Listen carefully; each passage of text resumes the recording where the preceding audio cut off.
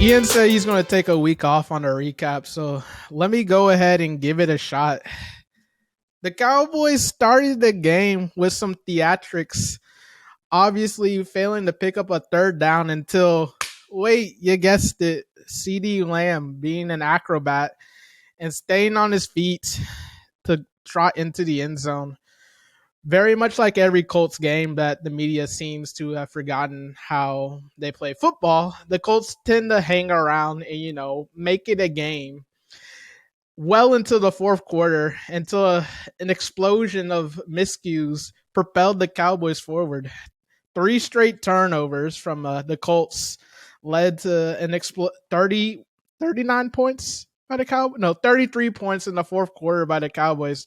Don't quote me on the points, but 30 plus points scored in the fourth quarter because of both the offense and the defense, as Ian would like to say, complementary football was on full display, putting on a show that not only Odell would be impressed with, but Luka Doncic's very own, Dallas's very own, by putting up a performance the very next night similar to that. So let me ask you guys this. To those concerns that a lot of people have illustrated, are you guys concerned that it took a long time for them to, as they would say, quote unquote, finish their food? No, I'm not. I mean, you watch that game, and the Colts, while they were still in the game, just weren't turning the ball over. But they went immediately back to being the Colts. Like you said, three straight turnovers, the Mo Alley Cox fumble, strip sack, somewhere in there, Malik Hooker returned a fumble. The Mo Alley play is the one Hooker returned in the fourth quarter, and we started the fourth quarter with the ball, actually. We scored. They immediately fumbled. We score off the fumble, of course, and then we get an interception. And so that's what Matt Ryan has actually been this season. In the first half, they were hanging on, like you said, but they weren't doing anything good against us. They were just there. Yeah, they were doing what the Colts do, just hang in there for a while. I guess what was more shocking to me was like how it all just came at once in the fourth quarter. And I mean, I expected them to implode. I just didn't expect it all to come at once at that point. So yeah, I don't really have a problem with how it took to the fourth quarter for us to pull it away. I feel like that's just any given Sunday. You're gonna have a team put up an effort, but we've seen other teams in this division struggle with them all the way to the end of the game. So for us to have a 33 point fourth quarter franchise record, everybody was getting a pick. Matt Ryan was handing them out like Oprah. Man, yeah, it was no complaints here, man. It was honestly kind of boring of a game to even talk about because it was just too easy almost. One thing that did come out that was a negative of this game was Anthony Brown rupturing the Achilles, being out for the season. Now that's Brown and Lewis, two veterans in your secondary, two guys that kind of just been around for a minute. Obviously, they have their warts, but the one thing that you could say about them is that they are consistent. And whether it be consistent in the sense that they don't really blow coverage. But they're giving up deep balls and to some randos. Yeah, you're gonna get that from Anthony Brown. I do like but I can count on Anthony Brown being there when he's there. How do you think it's going to fare going forward with, obviously, you got Kelvin Joseph, Nashawn Wright. They just signed Mackenzie Alexander off the street today. Do you think old boss man Fat going to be able to hold it down at the very least and not do something stupid? So, man, I'm a little 50-50 with boss man Fat. We need him to, really. I mean, you're missing two of your corner, one a nickel, and then and I know that Anthony Brown got beat a few times, but in the same game, Deron Bland did too. So, like, missing another corner doesn't help you in any way. Yeah, I'm a little worried there. I do have some concerns at that position. Yeah, with all due respect to Anthony Brown, no, he's definitely going to be a big loss, and I was just poo-pooing him for the jokes. Because I'm kind of nervous with Joseph back there. Nashawn Wright can't even get any playing time. Joseph, we saw him. He doesn't seem like he could track the ball. I mean, he got scored on that one touchdown. I don't know if Joseph's problem isn't he can't track the ball. Joseph's problem is he be letting these bigger receivers box him out more than anything. That's his main problem, in my opinion. I think he'll be fine, but I mean, I would have liked to have seen him get some more time, but he's going to get that nice game to get his feet wet against the Texans, so that'll be nice. Justin, I was kind of curious to see how you thought about Bland because he's obviously had his big moments against Washington and, of course, Sunday night against the Colts. You had mentioned something that he struggles with fast receivers. I mean, the dude's just not the fastest. I mean, there's a reason why he primarily plays in the slot before Jordan Lewis went down. Obviously, Jordan Lewis missed the game earlier in the season before he broke his foot or whatever. Yeah, I think he broke. Didn't he break his foot? It was a broken foot, yeah. Yeah, before he broke his foot, I remember Jordan Lewis would go out from stretches of time every now and then with a little injury here and there. I think he missed a game too, that Washington game. And see, there's a reason why they play him in the slot. He's more of a slot corner, and those slot corners are one of those people, those type of corners that, hey, they change direction quickly. It's harder, honestly, than being in the boundary. But with that, there isn't as many vertical opportunities in the slot for receivers to take you vertical and to really kind of expose that lack of speed. And I think we kind of saw that in the Green Bay game where Christian Watson had his little coming out party. A lot of those plays, I think, came against one stands out in particular where it's just obviously Christian Watson, that's different speed. And not a lot of corners can keep up with that, but it really kind of highlighted that. It's just yeah, for his playmaking and whatnot, there's a reason why he was a 5th round pick. And you hit on him. You hit on him so far as hey, this is a quality player, a quality starter. But to say that he's a great corner and cornerback number 2 on this team, it's a little far fetched. I think that was still Anthony Brown, even with his struggles of whether it be skill or lack of confidence. Another thing I want to ask you guys, obviously with these stretch of games before the Eagles game, everyone's gonna ho hum the 2 opponents, the NFC South, the running through AFC all 3 South teams, these next sequence. Both of these 2 teams are coming up before the Eagles games, Jacksonville and the Texans, both very, lack of a better word, bad teams, quote unquote. Do you think this team is mature enough to not fool around with these 2 teams and actually finish the job and not be so solely focused on the measuring stick of the Christmas Eve game? So that's an interesting question because historically, or through our entire lifetimes of watching the Cowboys, that has not been the case. We will definitely not get up for a game we should win in the past. But I think one of the biggest pluses to Mike McCarthy, in my opinion, one of the reasons you brought him in was because he's done it in January, he's done it in February. There's a professional level of all right, they still get paid 1 week at a time. Let's take it. Let's treat them as the adults they are.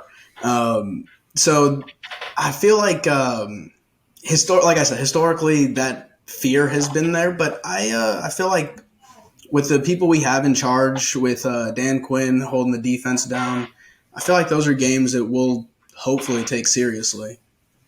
Yeah, like Rudy said, I think most of us, the way we judge this Cowboys team is kind of judged by the Cowboys of the past with Jason Garrett there for 10 years. I mean, this team is fundamentally, I just think, different with Mike McCarthy over leading the helm. He just seems like a guy who gets his team ready to play football, complimentary football. So and there's no reason to put the onus of the last 20, 30 years on this team. So, and I think you even saw it yesterday, Sunday night. I mean, I was kind of nervous about that game only because it was the AFC South. I mean, who gives a fuck about the Colts? And even if you lose, it's the AFC. It's not like you're going to see them in the playoffs, but it's very important to get these W's since you're going to be playing. I mean, it's going to come down to how many wins you have when you do get to play the Eagles. With that being said, this next game's at home, I believe, against the Texans. So I think they'll be ready to go against them, and it's a good opportunity, like I said earlier, for these young secondary cornerbacks to get ready and play against the Eagles come 2-3 weeks from now. The Jacksonville game can be tricky just because it's down there in Jacksonville. I feel like wild stuff happens there in Florida. And I think this game going to be tricky. I mean, say what you want about the Texans. They don't really know what they got going on, but there's still some good players down there. Jalen Petrie, Stingley. I don't know if Brandon Cook's going to play. Damone Pierce. I mean, I think on this podcast, we all collectively understand you got to respect an opponent because this is an NFL team. So to think that team's just going to roll over and die, please. Yeah, it's funny you say that. I mean, yes, this is the NFL. Like we said, I think we brought that up at the beginning. So any given Sunday. But also, you mentioned they have good players. I've never heard of any of those players. No disrespect, but never heard of Derek Stingley, the LSU dude? Nah, I have not. But that may also just because AFC South, Houston Texans. I don't know, Rudy. Maybe you've heard of these players, but I've only heard of Brandon Cooks. But Pearson's always cooked. Pierce can run. He's pretty good. But most of the players I named Ian are rookies anyway, so that's probably why you also. And on the way to the Eagles, like you said, in Jacksonville, that's probably one I'm more concerned about, just based off who's on the Texans roster and what they've done this year. But no, you still gotta wake up on Sunday and play the game. So can't just take the day off.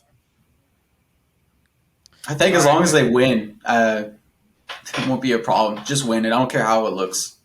Just take care of business, and you'll be looking good come Philadelphia.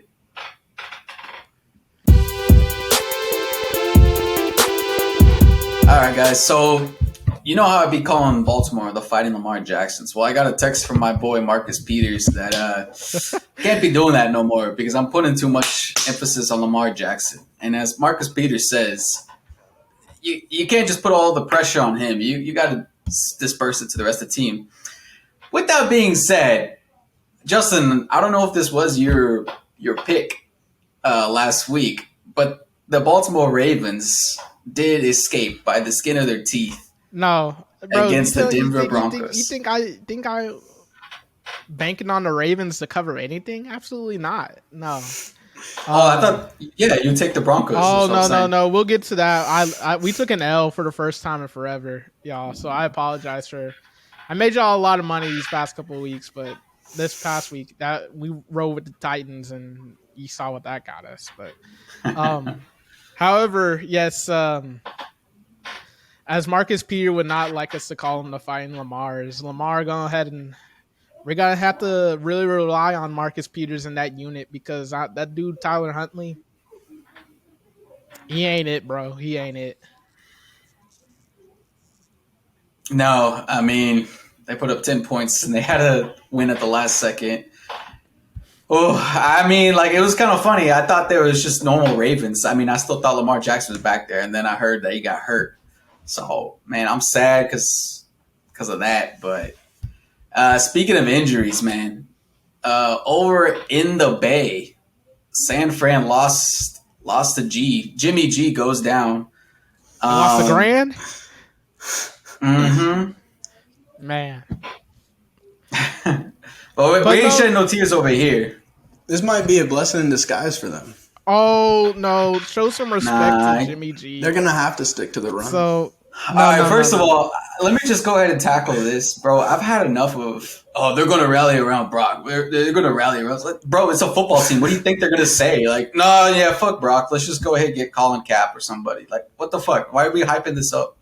It's a 49ers team that, boring as hell. But hey, I'll give them credit if they find a way to make it to the NFC Championship with Mr. Purdy at quarterback. I mean, I know some of y'all don't really watch Big 12 football. That boy Brock Purdy the past 2 years, stinky, bro. Stinky. Like that man just been was being helped by David Montgomery and Brees Hall for his tenure at Iowa State. And I know we all like to kill Jimmy G for the most part. It's kind of funny. It's low hanging fruit. But at the end of the day, Jimmy G comes from some pedigree. That man been around in the league for quite a while and has put up some okay numbers in this league. So He's done his time. Look, okay, throw him out with you the can trash say, and to think that Brock Purdy is going to replace production of Jimmy G. It's fair to say that Brock Purdy is more than likely, much more likely than Jimmy G to lose you the game. But pedigree, I mean, you're acting like Jimmy G didn't lose his team Show like some the respect. Super Bowl. They don't run. They get to where they are with the running game. Like Jimmy G doesn't do anything. At most, he just doesn't lose the game. That locker room loves them some Jimmy G, and not to be Bro, man.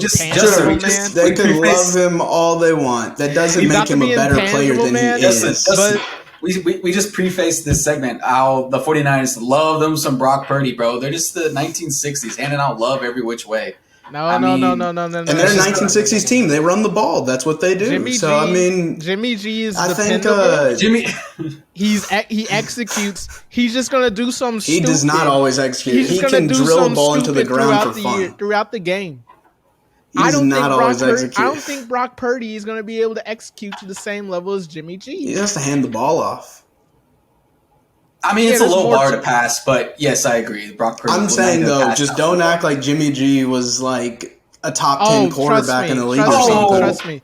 No. I'm. They're a first round exit, bro, because of this injury. Bank it now. Right. And if they like I said, if they make it to the NFC Championship, hey, props to that defense. I mean, Nick Bosa, Defensive Player of the Year, and that defense is balling. But they're gonna be winning these games like 16-0, or like it will be impressive if they get to 20 with this boy Brock Purdy at the helm. So Miami is a good opponent. I heard that they were kind of banged up going into this game. Is that the reason why they? I don't think they had either left. 17? I think they had both tackles were backups, and then Tua lost his mind the entire game. Hey, oh God! Respect to Tua. We still respect Tua on this pod, Tua and on. But at the end of the day, he played poorly. That man was outside of two like explosive plays, they had nothing going for them on offense. Like obviously. I think the first pick, Jimmy Ward made a good play, I guess. I mean, and it was kind of a poorish pass by Tua. It was kind of, but the second pick, solely on Tua just has Tyreek Hill wide open in the flat, just sails it over his head right into the stretched arms of the DB. So. And then on top of all this antics, they still had like two good shots at the end of the game to take the lead. As much as Rudy wants to crown Brock Purdy as this champion, they failed. They had like 2 4th downs where they converted, but Shanahan goes ahead and challenge it because apparently Gesicki and the other Miami receiver, not named Wilson, Hill, or Waddle, can't catch the ball on the first attempt. So at the end of the day, that game was still to be had by the Dolphins, in my opinion, despite what the scoreboard may tell you. But then again, you can say the same thing about the Colts. But speaking of having nothing on offense, Baker Mayfield has asked for a release, and I guess he's going to bring his already got a new team, bro. He's been signed. Well, I was about to say, I guess he's going to bring his offensive acumen to the Rams. Hey, shout out to Sean McVay for taking him from the Niners, though. No. I don't want to hear that excuse because there's no way y'all really thought Baker Mayfield was going to be the answer for the 49ers. No way. There's no way. Did y'all watch him play this year? There's no way y'all watched him play. Because if you No, the Rams getting Baker is hilarious to me because their offenses looked like Poochies the whole year, and then they just got the embodiment of Poochies at quarterback. So pretty funny. Have fun in man, LA, bud. that man Baker, okay, I know he supposedly the rumor is he forced his release. He asked for his release. Big mistake, my guy, bro. This man should have. I hope he doesn't get in. I hope he doesn't get in. This man should have just became a free agent, just sold some team on, hey, bro, just hey, I just needed a better opportunity. I'm former number one overall pick. You know, you guys need a quarterback. He gonna go out there and stink it up with the Rams, and everybody's gonna be like, yeah, this is it. Baker need to go to the XFL or the USFL. Like Yeah. Hell yeah. this ain't nothing but good. Ain't nothing good gonna come out of this, in my opinion.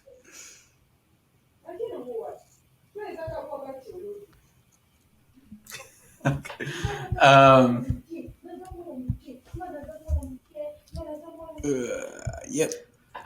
Speaking of nothing good coming out, the Chiefs can't get nothing good out against Cincinnati. Justin, I know you were crying over this Chiefs loss since Oh you're the yeah. Kansas City boy. Oh yeah. I cannot, man. Forget the Chiefs, man. I'm telling you right now. We already said this earlier. I told y'all a couple episodes ago, like a long time ago, at the beginning of the season, that neither the Bills nor Kansas City gonna make the Super Bowl. So I still think that bet is it's still hanging in pretty good. I mean, it took a huge dent with the Fighting Lamars going down with their fearless leader. However, a new champion has arisen, the Dolphins.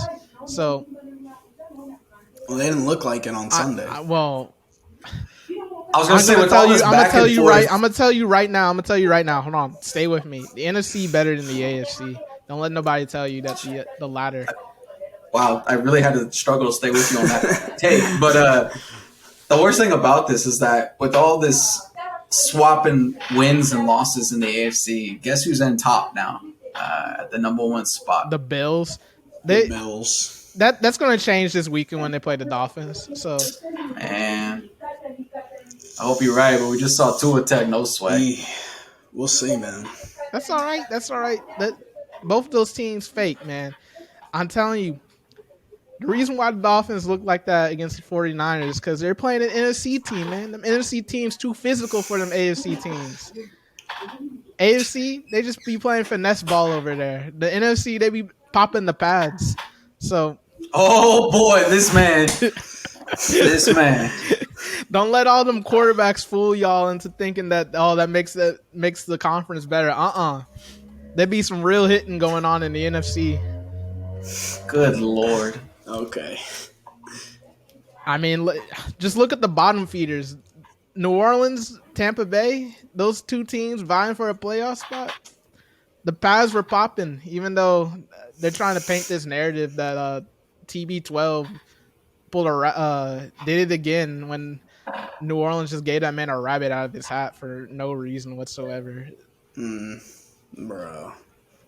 No, and you knew that was going to happen. Like, they're marching down and, dude, no, I'm talking about Twitter going crazy on the Tom Brady narrative again. Like, you knew as they're driving down, they're getting their drafts ready. They got a 7-tweet thread ready to go off about how Tom Brady is the greatest to still play the game.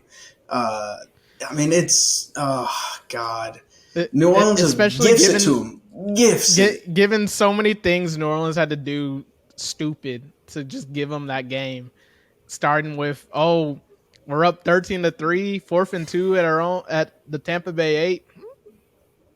Yeah, let's go ahead and settle for a field goal. Like, what good is that going to do? What good? You're already going to go up. You're already up 2 possessions. What good is extending it more between 2 possessions? And then the most egregious of them all. I mean,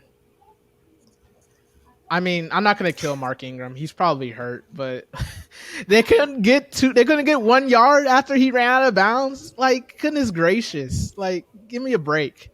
And then on top of all of that, it took like a 40-yard pass interference to start this whole thing. So like, let's not act like this man Tom Brady was just dissecting the defense in the fourth quarter. It was just a complete failure by all accounts, and just completely sums up New Orleans' season. All right, now it's time for the weekly pick'ems. Ian, why don't you update us on where we stand? Yeah. So there's a little bit of a breathing room for your boy because bringing up the rear is just an honorable honore. And then tied at the top of this last week was you and me, Rudy, with 10 wins. Justin, you had You 8. see it. Oh, that's all right. Rudy ain't gonna catch me. You so see it. It's, Comeback season.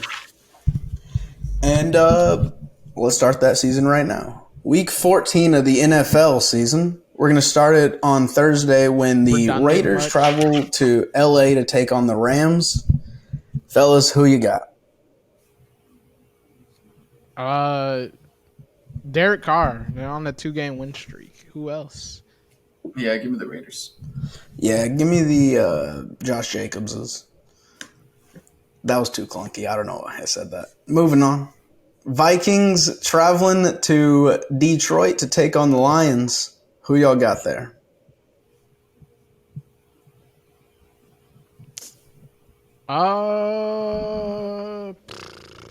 Vikings, I suppose.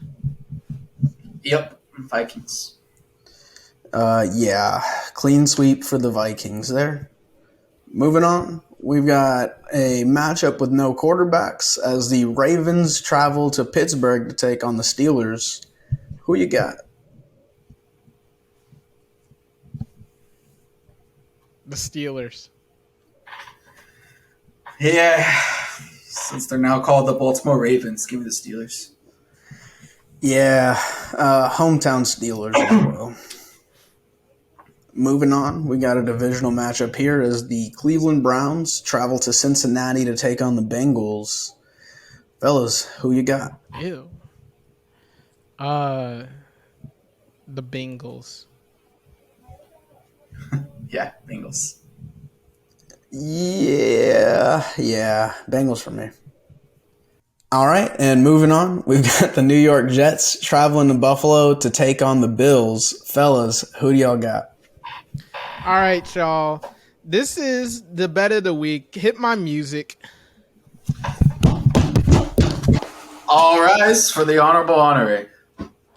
All right. So, I know, guys. I know. The Titans, they lost this money yesterday. Or they lost this money Sunday. They put out an embarrassing performance. One that I just hope y'all didn't really put all that cash into the bookie with that one. But, however, that's only our first loss of the season. And we're going to get back on the winning streak because I like the Jets to cover here. And you guys you can ride with me if you want. You can just take the cover spread. However, it's a 9.5 cover spread, by the way. But for the pick'ems, we're picking Gang Green again because that Bills team, like I said earlier, not good, y'all. They sold y'all a bag of goods at the beginning of the season, and now it's starting to rot. So, give me Gang Green, Rudy. Ian? Give me the Bills. Yeah, I'm going with the Bills. So I'll make one up on Justin there. Moving on. Didn't the Jets win last time? Well, this Sunday is different, Justin. All right. Well, moving on.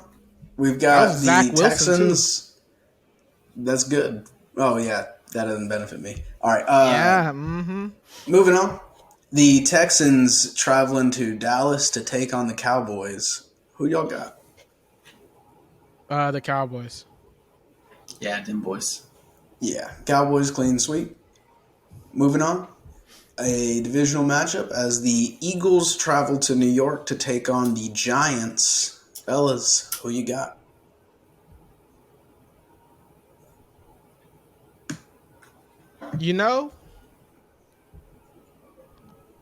I think the G-Men gonna get it done. All rise for the honor. Oh, sorry. No. Let's go to Giants. Why not? Why not? Let's have some fun. You got to mix things up here. Let's go to Giants. Give me the Eagles. Yeah, Eagles are going to win that one. Moving on. We've got the Jacksonville Jaguars traveling to Tennessee to take on the Titans. Who's going to win? The Titans. Yeah, give me the Titans. Yeah, give me the GM revenge game. Titans win this one. Moving on. Instead of revenge. Moving on. We've got the Chiefs traveling to Denver to take on the Broncos. Who you got? Ugh. Good thing they flexed this. America won. That's who. That's one. The Kansas City. Something stupid is going to happen. With all that being said, give me the Chiefs. What's the spread of that? Let's see. Chiefs. 9.5. Oh, well, I can't ride with Russ. So, but I yeah, like Ian said, something stupid's gonna happen, bro. Kansas City ain't covering no 9.5. Please. Oh boy. All right. Well, that's what I'm saying. You got to ride with Russ. Ugh. All right, go ahead, Rudy. Go to the next team. I can't ride with Russ. I can't. With Broncos country. Moving on. The Panthers are traveling to Seattle to take on the Seahawks. Who y'all got? Seattle. Yeah, give me those Seahawks. Yeah, clean sweep for Seattle. Moving on. The Buccaneers travel to San Francisco to take on the Niners. Who y'all got there? QB's about the same pedigree. I know Justin's extra psyched for this game since the pads will definitely be popping with his San Fran Niners and Tampa Bay, Levante David. You know what? Give me even though I can't stand that agenda, give me Tampa Tom. This man. All right. I'll take the Niners. Yeah, Niners. But easy just riding my coattails in every pick. Pick something different, guy. All right, moving on. Try. Sunday Night Football. The Miami Dolphins travel to LA to take on the Chargers. Who you got? Yeah, let's have the AFC on primetime. That'll be fun. Yeah, they're not physical enough. Give me the Dolphins. Give me the Fins. Yeah. Dolphins. And finally, Monday Night Football. The Patriots travel to Arizona to take on the Cardinals. Who you got? The Patriots. You know what? They ain't physical enough. Give me the Cards. Yeah. Cardinals for me. Bro, Rudy, I hear you they really pop are pads. riding Ian's coattails. Well, you had a terrible week of picking right now. Like, I don't know what you're doing. What are you talking So, about? I Last can't week was ride your terrible. I only coattail. was down by 2. So like, let's not act like this No, is I'm just saying your picks that you're doing right now. I can't follow that. Hey, mark this right now when I win this week. So this Okay. man was hating big time. All right. Anything else before you want to keep hating? All right. Yeah. Let me throw this out here one day. Weezy's gonna win the pick'ems, but just slow grind up to the top. Yeah. Get out of here. Stop. This man said it. All right. Wrap it up.